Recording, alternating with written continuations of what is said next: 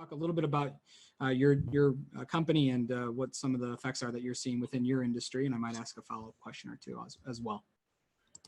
Well, on the company side, obviously, we have transitioned very, very quickly with a very steep but fast learning curve on how to use Microsoft Teams and Zoom and all the other electronic things, because most of our people are scattered at home.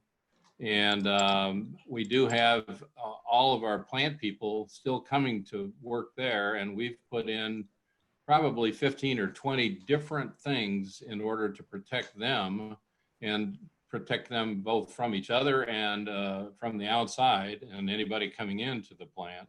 So we've done a lot of adjustments within our business to both mitigate the risk and then make preparations for what happens if something goes on in the rest of the industry, because that's the real key to our industry, is that it's just a whole bunch of dominoes that are all tied up together. And when something happens on one side, the rest of the industry will feel the reverberations from that very, very quickly. To give you just a 10-second of what's going on in the industry itself, basically the collapse of the crude oil caused ethanol and corn to go into the tank in this agricultural sector that we're in. And then, of course, COVID-19 and Wall Street brought food and fuel volumes to just a trickle. And this chaos, because of our brittleness, just might break Iowa agriculture wide open. It's a very touch and go type situation. As you know, ag as a sector is particularly brittle because of the dependence on each other for supply and demand. The price swings with small changes in these supply and demand just go nuts. So if something changes in the oil market or the food market, corn, beans, wheat, and pork, eggs, beef, chicken, and turkey, and fuel, they all react phenomenally to a very slight change in supply and demand. And so you mentioned something. You mentioned something when we talked recently about that this also provides somewhat of an opportunity, and you were trying to look at things through a bit of a longer lens, and you're curious about what some of those long-term effects could be. I'm curious if you could talk a little bit about what you saw as the opportunity out of some of the disruption that we're feeling. Well, I mentioned that we're a very brittle industry, and that's one of the concerns that I've had for a long time.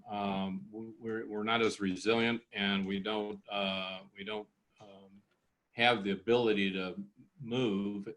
We're at the mercy of the markets and the pricing, and it's been kind of an upside down market where as a commodity producer, you are basically forced to make more and more and sell it for less and less until you go broke. And then you sell out to your competitor and everyone gets bigger.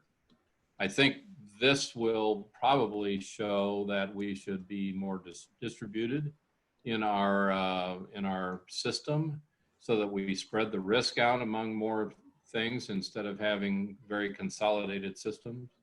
So maybe instead of having a pork plant in Columbus Junction that just shut down and put 2,000 people out of work, we might go back to having smaller operations scattered around the state that have a few employees, so that if something happened to one of them, it wouldn't affect the whole system. So I think we're going to be getting more and more resilient and get smarter about that. But then again, Iowans love progress and we hate change. So we might just say, let's get back to the way we did things before. And if we do that, we will, I think, be setting ourselves up for, an additional event to come by and hurt us. We found that out in 2015 during the avian influenza issue, where 35 million birds in Iowa died, chickens and turkeys. And we found that we had a brittle system and that we were not taking care of ourselves in terms of biosecurity and those things. So I think biosecurity and health, immune system health, we're going to take that much more seriously as a society and also as an industry.